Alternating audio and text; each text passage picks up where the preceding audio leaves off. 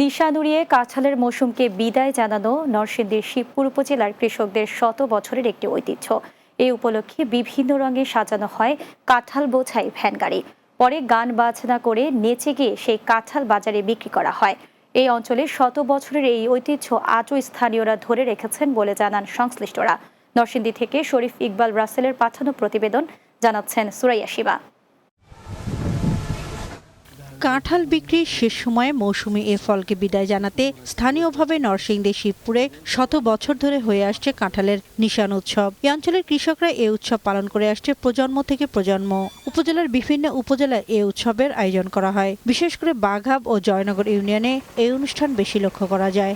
এই ইউনিয়নের কৃষক ও ব্যবসায়ীরা মৌসুমের শেষের দিকে বড় বড় কাঁঠাল ভ্যানে বোঝাই করে বিভিন্ন রঙের নিশান দিয়ে সাজায়, পরে স্থানীয় বাজারগুলোতে বিক্রি করা হয়। আমি কাঁঠাল 3 মাস বিক্রি করার পরে শেষ বেলায় যখন 15-20 দিন আগে আমরা একটা প্রোগ্রাম করি, এই প্রোগ্রামটা এই অনুষ্ঠানটা জাঁকজমক করে আমরা করি। তবে আনন্দটা উপভোগ করতেছে, সবাই কিনে আনন্দ উৎসব করতেছে, এই তো আমাদের সব পরম সৌভাগ্যের ব্যাপার।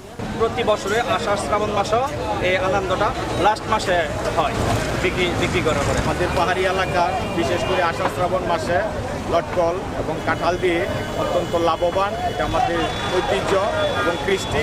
উৎসবে গান বাজনা বাজিয়ে আনন্দ করে নানা বয়সী মানুষ। প্রতি বছর কাঁঠালের মৌসুমের শেষ দিকে গাছে থাকা অবশিষ্ট ভালো ও বড় কাঁঠাল এভাবেই হাটে বিক্রির উদ্দেশ্যে নিয়ে যায় তারা। কাঁঠালকে বিদায় জানাতে মূলত এই উৎসবের আয়োজন।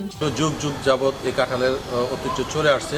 নরসিংদী জেলা শিবপুর উপজেলাধীন যশোর জয়নগর এলাকার প্রতিটি গ্রামে পর্যাপ্ত পরিমাণে সুস্বাদু কাঁঠাল উৎপন্ন হয়। প্রতি বছরই এই কাঁঠাল মেলা হয়, যখন বাজারে এনে বিক্রি করার পর আস্তে আস্তে তাদের পুঁজিটা হাতে আসে, তখনই তাদের এই মিলন মেলাটা হয়। কাঁঠাল বিক্রি করে কৃষকরা খুব আনন্দ উল্লাস করে।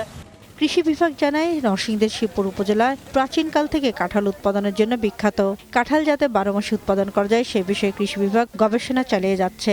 আমাদের গবেষণা প্রতিষ্ঠান বেশ কিছু জাত আবিষ্কার করেছে, এর মধ্যে একটা আছে 12 মাসি জাত।